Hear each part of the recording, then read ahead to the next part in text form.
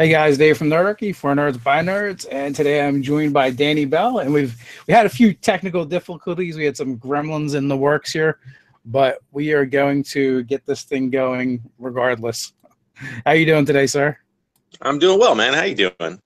I am doing well as well. So all right, so they're starting to trickle back over. Let me get the right chat out.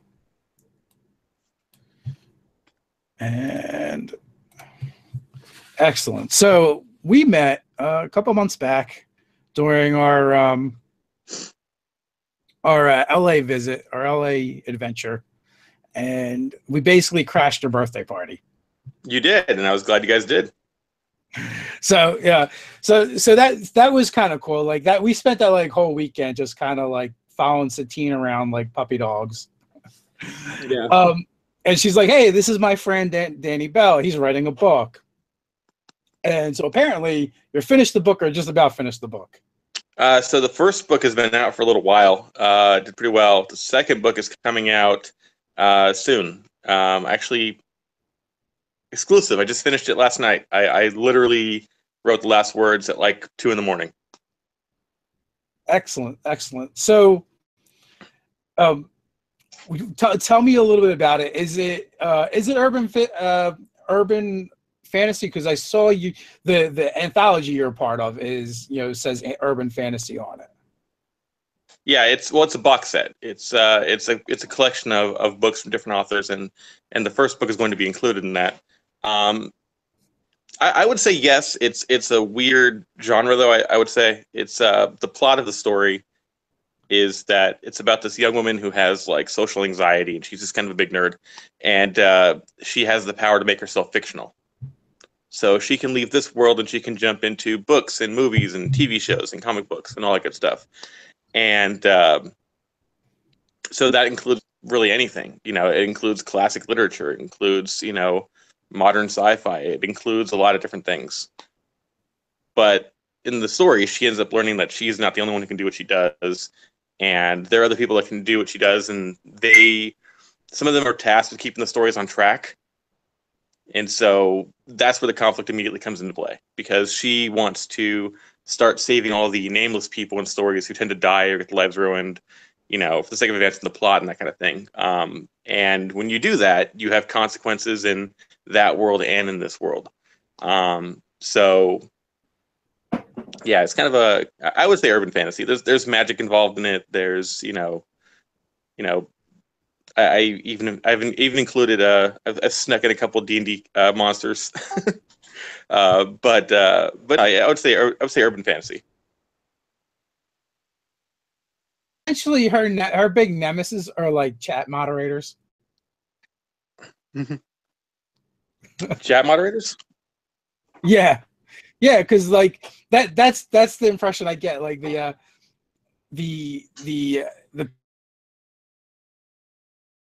they make me think of chat moderators for some reason.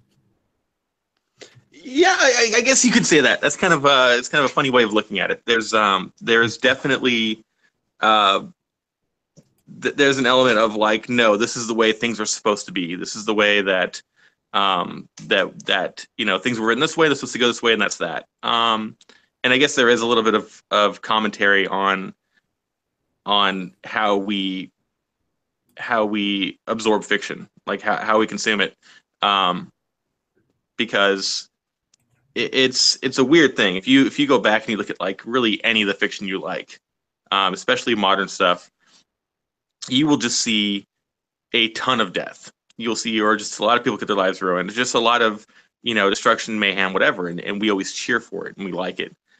And and then there's always that bit of like, well, what if they were real? What if they were, what if that wasn't how things were supposed to go for that person, or if they didn't want things to happen that way, and whatever. So, but when you get to that idea of no, things are supposed to happen this way, and that's that, blah, and then you have no, but I want, yeah, I guess moderators is kind of funny. I hadn't heard that before, but I like it. I don't know. It's just it's kind of where my brain went, because so to me, like when you start explaining it, and when I read the synopsis of okay, she wants to change the stories. Well, now you're saying changing the stories has ramifications, and somebody has to fix it. So the fixers are the bad guys, in essence. But she's like kind of at the same time like championing like these underdogs in the stories. So which is pretty cool. So what inspired you to start writing this story? So there's two parts of that, because there's the character I think that inspired me, and then there's also the actual overall plot. The overall plot came from, honestly, one of my favorite shows of all time is Doctor Who, which, you know, Satine's also a huge fan. I'm sure you know that as well. A lot of people are. But one of the things that I noticed was, for as much as that show is about optimism and it's about you know, it's about, you know, a pacifist, a guy who doesn't really want to fight or harm people or do whatever, there is a lot of death in that show. People die all the time. And I decided, just with the new stuff, I didn't even go back to the old stuff. I said, just with the new stuff, I wanted to start counting the deaths. That's it. Not even like injuries, not even everything else. I just want to go through and start seeing how many people die. And I didn't make it through Eccleston season. Like, it was a lot. I was like, oh, wow. And I mean, I started examining everything else that I grew up with and liked, and, you know, especially, you know, comic books was a big one. I grew up with Marvel in particular, but like every issue always has someone getting their someone you don't even know, someone who just doesn't have a name, just getting ruined. And yeah, I like the idea of like, what if someone who wasn't supposed to be there just popped in and altered that? It just changed it. And it surprised me that I hadn't seen that before. It was like I'd never seen that idea done. And so, yeah, it was a good idea. It was something that I wanted to play with and explore. And as I started like looking at that and looking at different types of fiction, and, you know, seeing like how weird it would be to go into different things like, for example, like disaster movies. Like, if all fictional worlds are real, you would never go into one, because it's just like they're doomed. But then you think about it and you're like, oh yeah, people are cheering for the death of a planet. it's such a weird idea. But then you go, okay, well, what if I go into this? If I save this person, then how does that affect everything else? And on and on and on. And so, yeah, it was a crazy, weird idea to me that I had to write it. I had to start moving along with it. The character, though, that was a different story. The character for me is, well, you were in LA. You were at my party, right? I was. And there were quite a few people there, right? I mean, like you met probably a good amount of my friends, right? I remember I met a bunch of people. I remember like one name. I remember meeting Cynthia, because she's like a super cool archaeologist, real live Indiana Jones. Yeah. Actually, I will tell you a funny thing about Cynthia. So after I wrote this, a few of our mutual friends, I want to say probably about 5 or 6, read it, and they said, "Was this about Cynthia?" And the answer was, no, it wasn't based on her. Huh. And she read the book, and then she was like, "Oh yeah, no, I would never do any of this stuff." And it was just kind of funny that some people's view of her was that they thought she was like this character, and she was like, no, and I was like, no, and it was just kind of funny. But the character herself, Alana Black, is someone who is kind of this big hodgepodge of a lot of people that I've known. It was honestly inspired by like one particular person. The woman on the cover, Witten Frank, she inspired me to write a lot of this, but mostly the character was kind of like my growing up in LA. You came to my party, you see a lot of people, and I've always noticed that all these people you meet always seem like really cool and funny and smart and blah blah. They have all these great qualities, and then you really get to know people, and you go, oh no, they're just giant balls of anxiety and nerves like everybody else. It's always a matter of, you know, as cool as somebody might be, there's always that feeling with a lot of people that they don't feel like they're cool enough, or they don't feel that they're, you know, that they feel like they're part of somebody else's friend group, that it's not like them. And a lot of people don't feel like they're, you know, they don't even feel like they're the main character in their own story. They feel like they're kind of just there, and they're just kind of, trying to survive and trying to, just get by. And so I liked the idea of, somebody who, was very real in that sense. Somebody who didn't necessarily feel like they were the coolest person, but then recognized that, was able to, help out other people as well. The first thing I thought of when you said, like this person has the power to go into fictional stories, and was that, well, they're horrible places. Most of those places you really wouldn't want to visit. Yeah. No, it's funny in the very yeah, you wouldn't want to go to Game of Thrones. You would not want to go there. You would you and I would get killed immediately. So in the chat, Jay Kawai asked a question. He's curious to your background in writing professionally. Okay. I went to school to try to be a writer. That was like my dream since I was a little kid. But at some point, I realized I couldn't do it for a living, and so I kind of gave up, and I ended up going off to have like a real job, real career.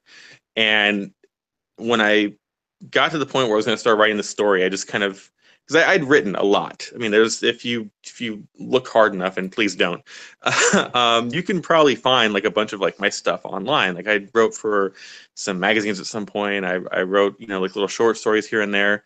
I wrote, big things, but just for myself, and would post them like, to like friends groups and that kind of thing. But like I never thought that I could actually write something, for a living. I never thought I could actually just do that.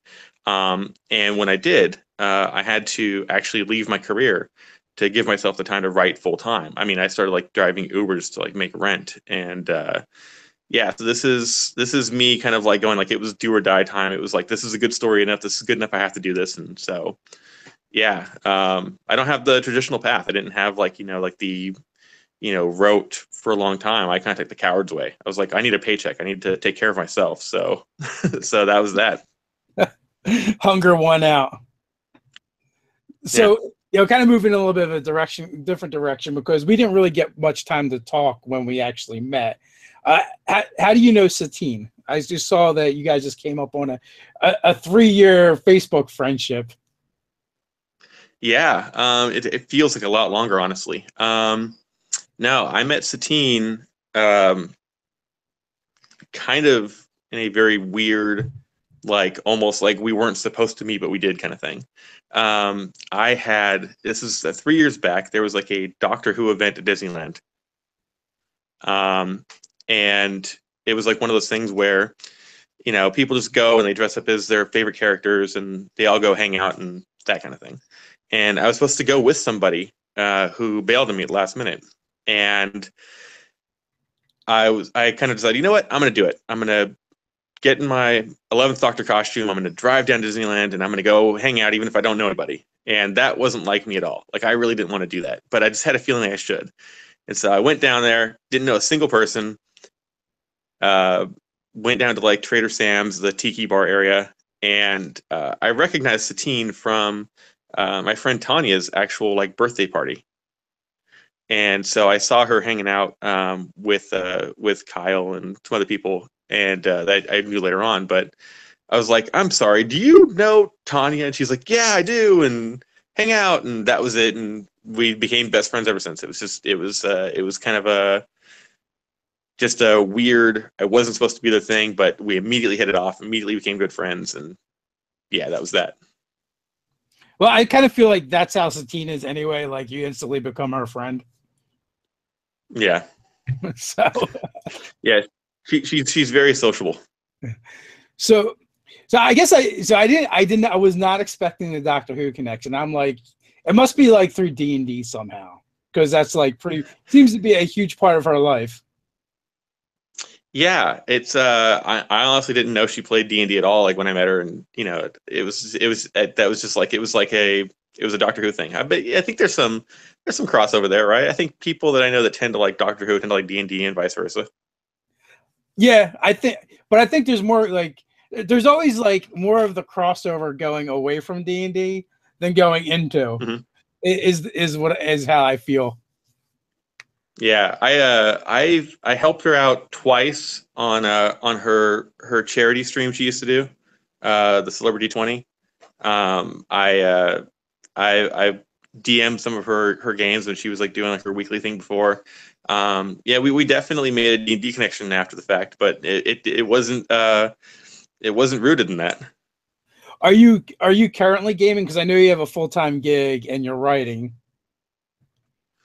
Yeah, so this past weekend actually, sorry, say hi to the cat who was trying to get my attention. So this past weekend, there's this game I've been playing for the past 2 years. I think I started telling you guys about it. There's like a big ongoing joke that I don't think the DM even knows about from me. But it was kind of sad because we wrapped up. They didn't wrap up the game. The game is actually we're gonna play another session soon. But there was like this like one big end to this story arc, and I've been the guy who has made it to like almost every game, and I had to miss this one to get this book done. So I missed the ending. I missed the finale. But I am playing a game. I'm playing an Eladrin rogue, like a chaotic good Eladrin rogue, who's like he's something of like a mastermind kind of character. Like he's doing his own like investigations kind of thing. Like he does. The short way of putting it is he pisses off everybody. Like he makes the game hard for the entire party. But no, it's a lot of fun. I have a character that is currently doing that as well. Not intentionally, but he's stupid. So he like says the wrong things at the wrong time. Yeah, I went the opposite way. I gave myself a 15 intelligence. So I'm not the brightest guy. I mean, those are, you reserve those stats for like charisma and dexterity and stuff if you're a rogue, but I made my dump stat strength so that I could actually have a pretty decent intelligence score, so that I could actually conceivably have, the ability to do investigations or to come up with plans or do whatever. But yeah, it's there are people in the game. There's actually players in the game who sometimes dread what I'm going to do, because we have some players that are very much like, okay, the story's supposed to go this way and this way and this way, and I'm like, I got an idea. And so my character is the same way with the party, but he's lovable, so he gets away with it. He's got an 8 intelligence, but I probably play closer to a 5, because it's just more fun that way. No words good. Have you checked out the new UA for Eladrin? I saw there's a link to it. Yeah, I want to check it out. I haven't had time, but I want to look at it. Yeah, they've kind of like doubled down on the Fey aspect, and in my opinion, like they've incorporated into the race kind of how I feel like chaotic neutral should be played properly. Anyway, so there's like a random roll table for seasons, and depending on the season, it changes the Eladrin's personality. Oh, weird. Yeah. So like in summer they're more aggressive, and in fall they're more peaceful. And I forget. I think winter is like more solemn and stuff like that. But you don't have to. Like you could literally play one and be like, no, he's always in this season, or he only flips between these two. But it's kind of an interesting mechanic, and it also changes the powers they get. Yeah, my character is an Eladrin, but he was like stolen from his home at an early age, and he ended up like being trained across his lifetime, like in all these like varying like thief skills, and basically traded like amongst like the thieves guild like forever. And so yeah, like, and then the whole reason that he's even with the party is because the one thing he refused to do was like wet work. He wouldn't kill, right? So occasionally these orders would come down to like hurt somebody, and he was like, I'll steal, like I'll intimidate, whatever, but I'm not going to kill. And then like it led to this whole like the thieves guild set him up for a crime and tried to basically like turn on him, and so he managed to escape. And ever since then he's been like helping people with his like rogue skills, but like the big arc for his character is trying to like take down the Thieves Guild and trying to find out like why they set him up in the first place. That's like the reverse Fae thing. Like you were stolen, you're a Fae and you were stolen as a child away. Isn't it usually the Fae are supposed to steal children? Exactly. I thought that was kind of neat. And as a result, like he does not act like an Eladrin. Like he has like a lot of that.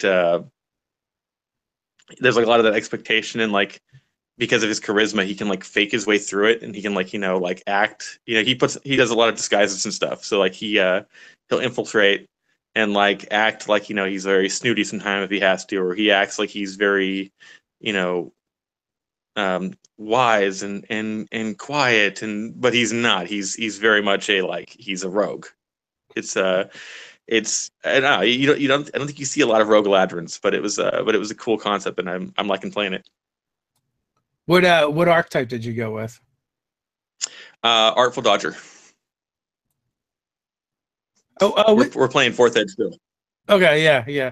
I was like, that's not no, this is I've ran some 5Ed games, but this game has been going on for a while, so it's still a 4th Ed game. Nice.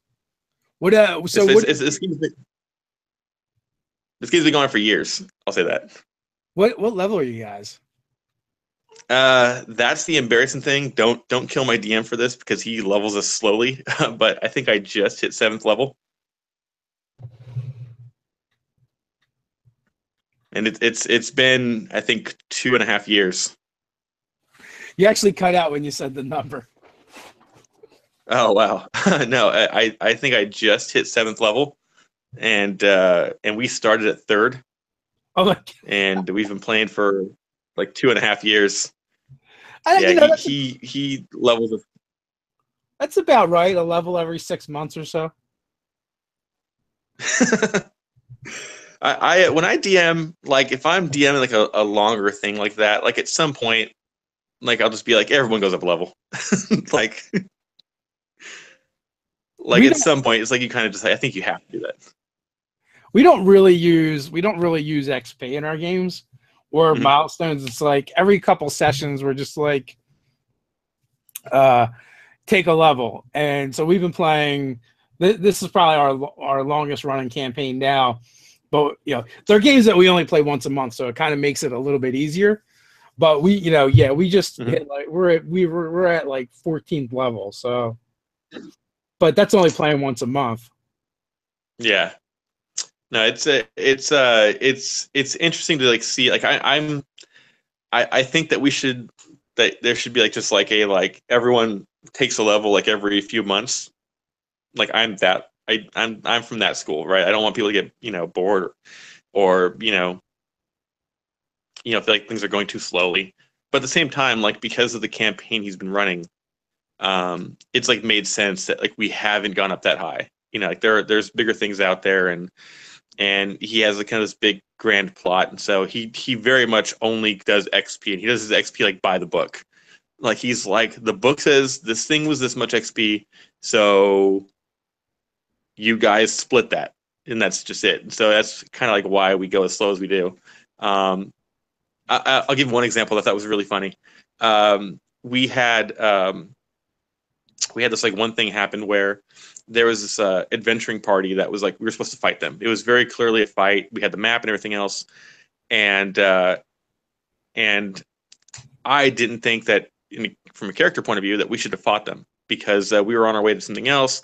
I didn't want to get into that whole thing and then be weakened for the other fight. So I tried to talk my way out of it. I tried to say, oh yeah, no, I know who you're looking for, and yeah, I think we went that way, right? Basically, something like that. And he had me roll, and I rolled a natural 20, and the party was like, okay, and they took off, and then he had to like put away his maps and everything else, but we didn't get our XP for it. Like I avoided the fight entirely, but he was like, yeah, no, you don't get anything for that. Like you didn't fight, so. I don't know. I would have given you guys XP. Maybe more XP for actually talking your way out of the fight. Yeah, no, it's very much with him. Like if you didn't kill the thing or beat it into submission, you don't get the XP for it. It's good now. Now I've found a DM that is probably stingier than me, so that's a plus. No, he's well, I'll say his name. His name is Alexander Nicholson. Hi, Alex. I've said this before. I'll say it again. As far as storytelling and everything goes, he's the best DM I've ever played with. But Alex, we love you. You're stingy on XP. It's okay. Yeah, well, there's nothing wrong with that. Like, there's something to be said for the slow progression and enjoying the game longer. Yeah, you also appreciate it when you get a new power and stuff too. You're like, oh wow, I get this thing now. So, how much inspiration for your writing do you take from your gaming? Not a lot, not as much as you would think, and I think it's just because they're two completely different stories. Although, I will say this: there is an elf that I wrote into the story, and into my story that this is getting into like second books territory, but like there is an elf who my protagonist befriends, and she doesn't come out of a game or anything like that, but like the more that I've like written her character and I wrote this whole giant backstory and everything for her and everything else, I'm like, oh god, she would be a great character. Like I would love to play this character. So it might go the opposite way. I might have to put the writing into the games at some point. Yeah, but that was going to say, that was the next question. That if the gaming doesn't inspire the writing, how much of the writing's inspiring the gaming? So clearly it's going the other way. Yeah, I think that in the past, at least for me, like because I didn't grow up with just D&D. I also grew up with a lot of other gaming systems. Ones that I liked, I was always a big fan of like Mutants and Masterminds, for example. I used to play like Shadowrun. Tried to play Shadowrun. That was one of those games that was impossible to play sometimes. But like Shadowrun, like even the old GURP system, we tried to bust that at one point. But in the past, like it's definitely inspired my writing. There was a I tried to create a superhero universe at one point, just to see if I could, and I ended up like writing like kind of like a big 3-arc little thing with it, right? Like it was like, okay, this first arc is going to focus on these people, then this person, then this person, and the Mutants and Masterminds games like definitely inspired that. Like I would just play with other people who also like superheroes and stuff, and just hearing what they wanted to do would make me go, oh yeah, we could do that. Ah, awesome. And so yeah, right. I think that that if you're a writer and you're not playing some kind of role-playing game, like I don't know what you're doing. Like even if it doesn't directly inspire it, like it gets your creative juices going. Like even if you don't like lift things that you do from the game like into your writing, just having to improvise like that, having to hear somebody else tell a story, hear several people around you tell a story, like that is inspiring no matter what. When we actually got kind of bored with 4E, we kind of drifted off to Mutants and Masterminds. We discovered that system, and we ran superheroes games, obviously, but we also ran a Dresden Files game and a fantasy game using second edition M&M. It's such a great flexible system for doing pretty much whatever you want to do. It really is. This is where I'm gonna give like my nerd cred. I ran a Shadowrun game using the Mutants and Mastermind system. I said you can make whatever you want, but it has to be something out of Shadowrun, but you have to use the Mutants and Mastermind's point systems. And it ran so smoothly. It was great. It was probably actually easier to make stuff that fit into the story. It was way easier. I remember when I was in high school, there was one point where we had a game. This ended a friendship, by the way. Someone tried to run a game of Shadowrun, and they brought everyone over. We all had to make our characters. Took me like 6 hours to like make my Decker, and he killed the Decker in the first 5 minutes just because he didn't want a Decker in his campaign. I was like, you're an a-hole. What are you doing? I mean, as high school for you, but like, yeah, like that would never happen in Mutants and Masterminds. Like, you just, you roll up your thing the way you want it rolled up. No, absolutely. That's crazy. No, what we're actually playing tonight? We're actually playing Marvel Superheroes RPG, the original Phase Rip TSR tonight. Oh, I've played that. That's fun. It is. Yeah, for anyone watching, if you're going to be around tonight, 8 p.m. Eastern time, we'll be breaking that out. Yeah, at some point, I do want to break out Mutants and Masterminds third edition for the guy that's judging for us today, Professor Bill from Comic Book University. He's got a really good comic book YouTube channel. But third edition is great. I love the changes they made. Moving from second to third, and it was cool that they got the DC property. It's somewhere in a dream. I have Green, but unfortunately, it's not so. I'm sorry, I didn't hear anything you just said. That whole thing cut out. So I was just saying, I lament the fact that third edition Mutants and Masterminds, they have the DC property, they have the license for the DC books, but not the Marvel. You know what's funny about that is it okay if I mention another website here? Yeah, that's fine. Okay, there is a website, it's still up, I'm pretty sure, called Green Ronin. And I was on it for a little while, and people made it a point on there. This is way before they actually had the DC property and everything else.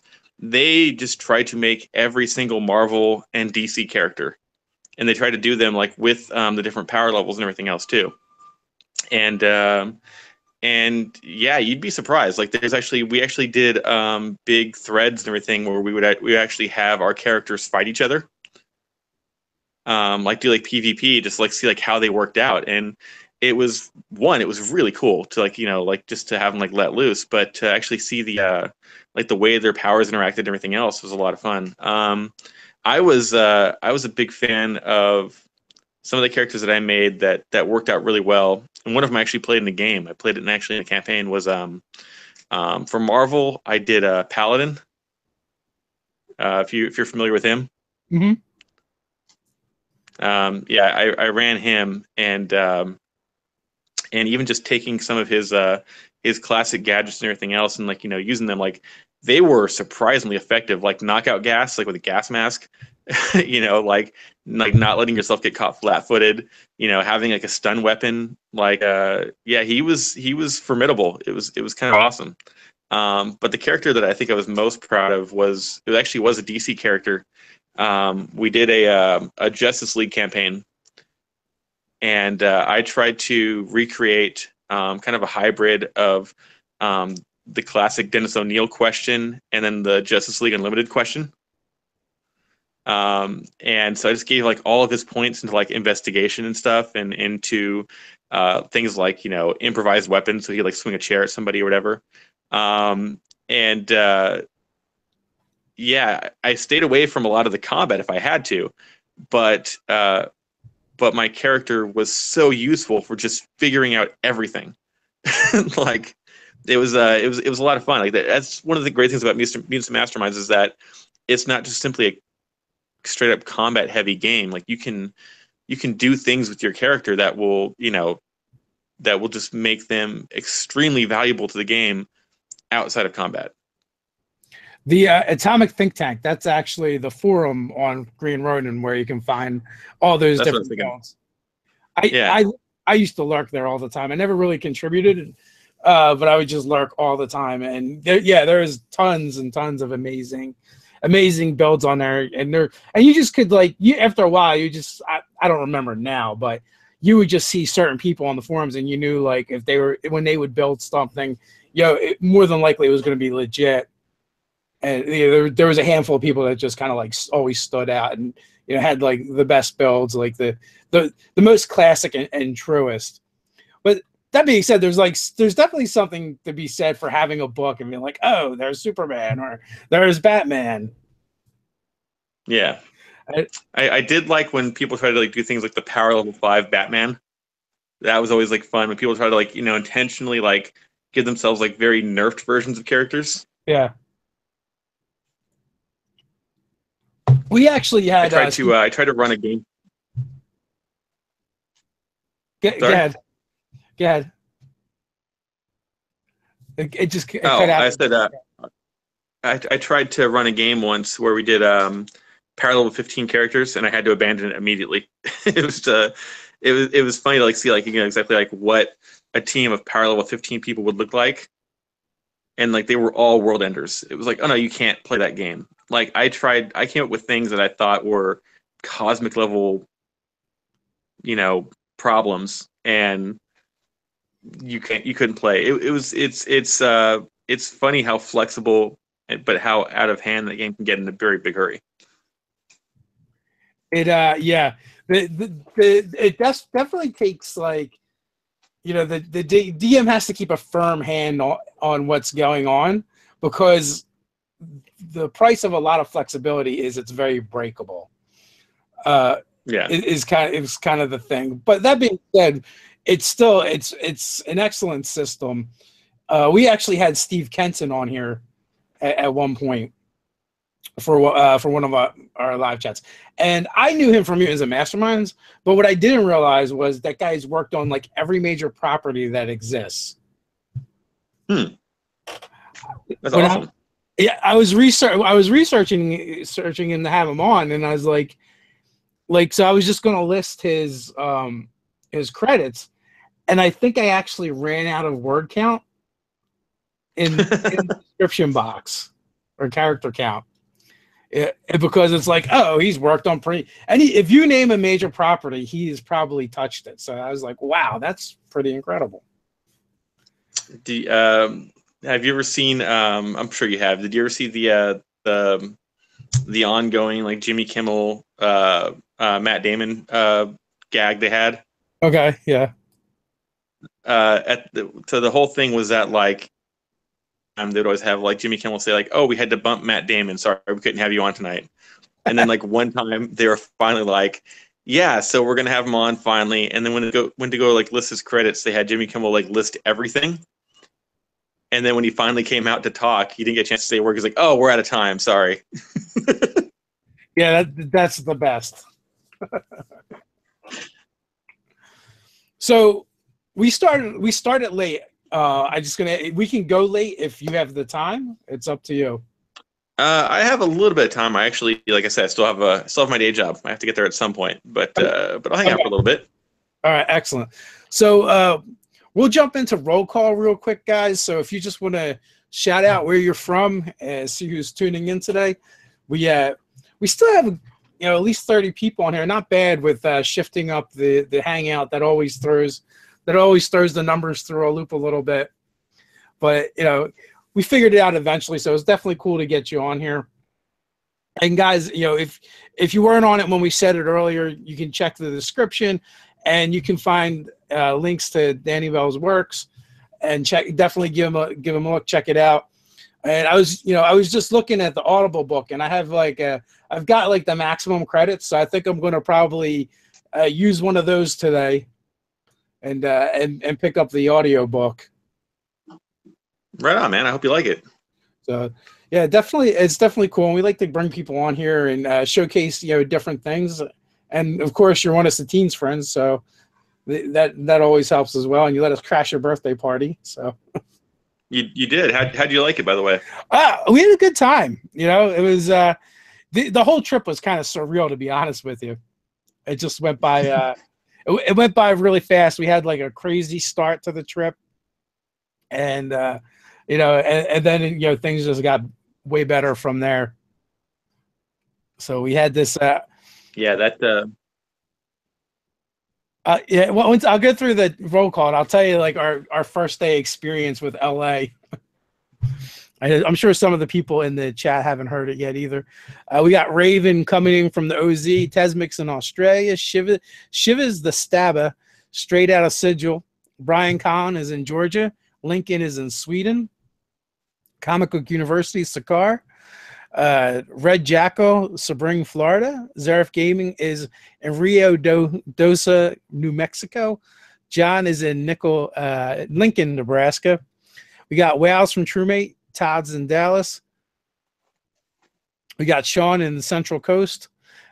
Shiv's the Stab, also known as Oklahoma. We got Chad in. I'm not sure. That might be Georgia, but he's got a bunch of stuff there. We got the lazy guy, the one lazy guy in Western Australia. We've got, well, the angry guy being angry. We've got Fernando at Mixelin. Comic Book University has definitely started something here. We got Robert in Washington, D.C. RJ's in Tao from Connecticut. And that is the chat. So hey, I think RJ is actually RJ. If you can hear me on this, I think this is the RJ who's actually one of the authors in the box set that we have coming out in January. Oh, cool. That's pretty awesome. RJ, if that's you, say something awesome. He's just gonna be like, "Hello." Oh yeah, and I have to remember Jay Kwai in Japan, and I'm pretty sure that he gave me a pronunciation of his name, and I'm probably butchering it because that's kind of what I do on here. So when we went out to LA, when we got out there, our flight out there came in early, so we were doing really well, and then from there it was kind of like all downhill.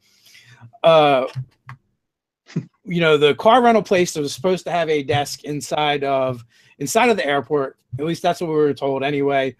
We go to the information desk. They're like, no, there's no desks in here anywhere. You have to take the shuttle. So whatever, we find the shuttle to the rental car places. Not a big deal. And we're waiting there for like, half hour, 45 minutes, and we're seeing rental cars for shuttles for every rental car but our place. So I call the place and get someone on the phone, which then they put me onto, oh no, you actually have to go to a different place and take a shuttle to the remote rental car lot, where you'll then take another shuttle. And so we do that, and we get dropped off in what looks to be like an abandoned parking lot. So at this point, it's like 9 o'clock, 9:30. So we're like, okay, this is weird. And we're from Jersey, so we're kind of like, I don't know about this.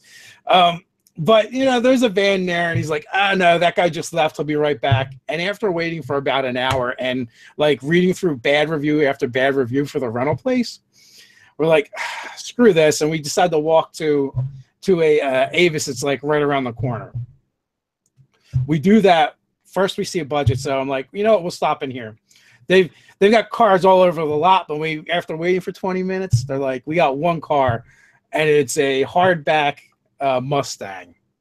So I'm kind of like, well, one, I'm not sure if we'll all fit plus our luggage, and two, I'm like, well, that's a couple $100 more than we intended spending. So we're like, well, let's go down to the Avis, and we do. We wait. He gives us a price, and it's better. We're moving in the right direction. He's got a car, but I'm like, and he says something about insurance. I'm like, well, we don't really need to pay for insurance. We're all insured drivers. And he's like, well, hold on. Makes a phone call. He's like, well, I got someone else. Gives me an even better price. I'm like, fine. He's like, he'll be here in 5 to 10 minutes. Guy shows up. He's like, come to me. My car's out here. And we get out there, and he's got someone in the passenger seat. So we're kind of like, okay. And he starts loading our luggage up, and we're like, at this point, we're like, he's from a separate car lot, and we're like, well, which one are you with? And he tells us, he's like, I just got to drop this guy off at the airport. And we're like, oh, all right. Well, he seems all right. He's kind of he's real relaxed and kind of talkative. So we drop that guy off. We go to his place. We get a car. All right, finally we got a place, and now we have to drive out to Burbank. So we do that. We get out there. It's 1 o'clock. West Coast time. So for us, it's like 4 o'clock in the morning. We get to our hotel, and the first ill omen is no vacancies. But we're like, well, whatever. We've already booked the room, and we've paid for it. Like, the money has come out of my bank account. And the guy behind the counter is like, oh no, we have no vacancies. I'm like, are you kidding me? Like, you have to find us a room. and he makes a phone call, and he's like, well, we've got like apartments that are off site, but they're close. I'm like, all right, that's fine, I guess. And it almost sounds like an upgrade at this point. So he's like, well, you know, here we can walk there. It's not far. So literally from there, he kind of like leads us down a dark alley. So are you familiar where Geek and Sundry is? Yeah. Yeah, well, there's an alley that runs from like basically from Geek and Sundry to what is it? It's a Jack in the Box or something, and there's a hotel right there. Well, so it was the closest one, and that's kind of why we went with it. Well, we walked down this dark alley with this guy, and there is like these apartments, like he said. I'm like, oh, this isn't bad. We're looking at it, and my partner's like, oh, we can back up the car and put the stuff right in. Should be easy enough, right? Well, he starts going to jiggle the locks, and the air conditioner kicks on. So that means somebody's in there. And he's like, oh, well, I don't have any rooms. And I'm like, well, you have to do something. And we start walking back, and my partner is like the most mellow, kind of like vanilla person you want to meet. But he gets a little cranky when he hasn't eaten or slept in a while. And we're walking back towards the lobby, and he's like, excuse me, sir, why are you not on the telephone with your boss right now? Why is it in your hand? And the guy's all like, you know, so we go back to the lobby, you know, he makes the phone call, and the guy's like, I have another location that's like 40 minutes away. And we end up going there. It's like, you know, by the time we get there, it's like 5 a.m. And we're like, we crashed there. This place looks like it's not fit for rats, to be honest with you. Oh, no. And he swears up and down, like, you know, the problem we fixed the next day, you know, it was something about the plumbing, the plumber's coming out. And we're like, all right, fine. So we do that. We spend the day hanging out with TL Franschetti from Geek and Sundry and Legendary, and we hang out over there all day, and it was a great time. And we get over to the back to the hotel early so we can check in, be like, all right, everything's going to be fixed. Same exact thing. This time, though, they do find us a room there. I think they might have just given us someone else's. Don't know. Instead of being upgraded, we're actually downgraded. And so that is essentially how our LA experience had started out. So, good Lord. Well, the next time you actually get to the airport and you have problems, I like live next to the airport. Just call me. It's like that's what Ruty said. You know, when we finally met up with him the next day as well. Like everyone was really great. But you know, at the time, like we figured we had things worked out, and it's like it just progressively like snowballed and just kept getting later and later until you're like, oh, how did I get here? But that's all right. I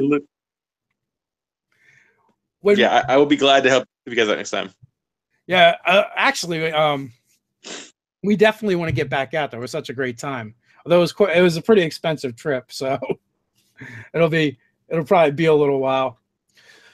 But that being said, I was able to fuel my GM tips, GM me out with basically from our LA experience. I thought Satine was going to pee herself because she was laughing so hard, because she's like, that was your experience. I'm like, yeah, pretty much. And that's just what I do. Things that happen in my game, they end up in or things that happen in my life just end up in my game. So what are your plans now that you've finished the second book? So sorry, you have a visitor here who's trying to like get my attention. Come on, pal. So I finished the second book. Immediately I'm going to get back into one of the things I'm doing is between each of the books from now on, like after the second book, third book, fourth book, etc., is there's going to be like a smaller books, like little like supplemental books that'll be about either other characters within the universe or you know, like the different universes that she would travel into, and like stories like from like those worlds. So the fiction that she might like. It's a way to kind of expand the story without having to focus solely on my protagonist each time. So like anthology, breaking up, or like novellas? They're going to be a little bit bigger than novellas. I mean, I think that, when you do fantasy books, you try to like make them a little bit bigger. Sorry, my cat is giving me allergies right now. Dude, I love you, but please sit down. No, yeah, I want to eventually do like anthology type stuff. But with these books, they're going to be, think of them as like 2.5, 3.5, 4.5 in the book series, like side quest. They will be not like, the big, like this last book I did was 110,000 words, which is a pretty decent size for a book. These will probably be closer to like 60,000 words. They'll be like half the size, but they'll be like, they'll be quick, easy reads, but they'll be like a good peek into the universe in, other places. So what is that in pages? Pages, it depends because, well, here, I'll show you an example real quick. So here is my book, right? But size-wise, it is I use a bigger book for my format. I think I use like 5.5 by 8.5. But page count can totally change based on font and whatever else. I think that if you were to try to go like traditional like paperback book size, it would be, I don't know, I want to say like 300 something pages. But with the smaller books, they'll be like sub 200 in terms of like what you would typically see. But I mean, like for example, like I think the first Dresden Files book, since you mentioned Dresden Files earlier, was like 90,000 words. So if you think like a little bit smaller than that would be like what the anthology would, not anthology, like the side books would be. And like, I mean, I think that his most recent books, like they got huge. I think like one of them was like 160,000 words, which is crazy. But I mean, like even those books like can vary in terms of like word count, page count, and everything else. Do you have any specific writers that kind of influence you and inspire you? Oh yeah, for sure, definitely. Well, I mean, you mentioned Dresden Files. I love, Jim Butcher. I'm a big fan of a lot of the Discworld stuff. I'm a big sci-fi fan in general. So I was actually just having a conversation with somebody about some of the other sci-fi works that Kurt Vonnegut did. I know he gets a lot of credit for things like Cat's Cradle and Slaughterhouse, whatever else. But like we're just talking about like the Sirens of Titan and like how awesome that is. I'm a big fan of like Heinlein as well. I don't agree with all of his political messages he had in the books, but in terms of like his like world building and how he would put together these really bizarre but at the same time cohesive universes, those were a lot of fun too. There's something I can tell you that's kind of stupid and funny, but I had someone recently compare my protagonist to Don Quixote because they're what they said was Don Quixote is someone who ultimately is a force of good and tries to help and really wants to make everything better, but at the same time gets slapped in the face by real life and is completely just kind of like bull in China shop and breaks everything. And I thought that was kind of funny. Nice. or is it trying to say that traveling through the stories of the circles of hell? Yes. So do you have anything else you want to leave us off with before we wrap things up? I'm not sure. I mean, yeah, this has been a lot of fun. If you're asking me to plug something, I will say, please, if you can, look for the Sigils and Spells box set. It's like 24 books for like $1. And this book will be in it. The first book, Empty Thread, is in it. But on top of that, it's just a lot of really talented people who you should absolutely see. And this is the best way to do it. And you can also you can also download the audiobook on Audible as well. So you can, yeah. So and Whitten Frank, the actress who voices Alana Black, and also she's actually on the cover as well. She's on the cover and she does the voice. She is amazingly talented, and I mean this sincerely when I say that her voice acting like made my writing better in some points. So, yeah, if you have a chance to like listen to that audiobook, you won't be disappointed. She does a great job. So how does that work? Is that like, do you have to find the voice person, or? Yeah, well, it's interesting because when you do audiobooks, you can go like if you use like ACX for example, or if you use like there's a new thing with called Voices if you do like through Draft Digital, and what they'll do is you can like put out auditions, or they'll actually try to like match you up with like people that they think like might fit what you're looking for. But in this case, like I met Witten literally at the beginning of writing this. When I met her, this is actually kind of a funny story. When I met her, I had nothing. I didn't have a single word written down because I had written for 3 months straight. Realized that my writing was terrible. That the only way to save it was to start completely over. So I deleted everything. Like I permanently deleted it, so I couldn't actually ever go back to it, and that gave me a panic attack. I like didn't like leave the house for 3 days. Ended up going to a birthday party that I wasn't going to go to, that she also wasn't going to go to. We both managed to meet up, hit it off, and she inspired me so much. I went home and plotted out the first 5 books and immediately started writing from there. But I was fortunate to know her and to be inspired by her, and she's actually an actress, so that made it a lot easier. And so because she actually had the background and the ability and everything else, it was just a really easy fit. It was like, do you want to do it? Yeah. Okay, great. And she did it. So that was that. Although, I feel like out in LA, like you can't swing a dead cat without hitting a voice actor. Yeah. I will say this. There are a lot of people I know who, because my old job I used to actually work in entertainment recruiting. So like I would actually end up working with some of the different studios and that kind of thing. And so you'd get like a lot of people that would be like, yeah, I'm an actor. And you're like, okay, great. Not that I recruited actors. I never did. Like that's not, I did like office stuff, like stuff behind the scenes, but like all the same, people would be like, oh yeah, I'm an actor. And you're like, okay, great. What have you been in? Haven't been in anything. Okay. Do you go on auditions? No, I'm kind of waiting to be discovered. Like you're not an actor. Or like writers were the worst. It's like everybody would put writer on their resume and you're like, okay, well, what have you written? Well, I haven't written anything, but I have some cool ideas about who Batman should fight. And you're like, you're not a writer. So, I mean, that's one of those like yes and no. You'll find people that are actors, but are they really actors? Yeah. Like everybody like thinks they're a voice actor and you're like, okay, where's your reel? Like, I don't have one. Okay, you're not a voice actor.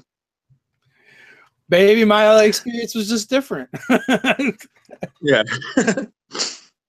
There's a lot of people that say they're a thing without actually being a thing out here. Well, I suppose there's that as well. A lot of people trying to do things. But with that, we're going to wrap it up. I want to thank you for coming on, Danny, and thanks for persevering through the technical issues. I know that stuff can be frustrating. All too well. No, man, thanks so much for having me. This was awesome. And thanks everyone for hanging out. And again, you can find plenty of links in the description.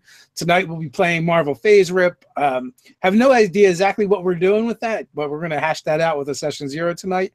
So until next time, guys, stay nerdy.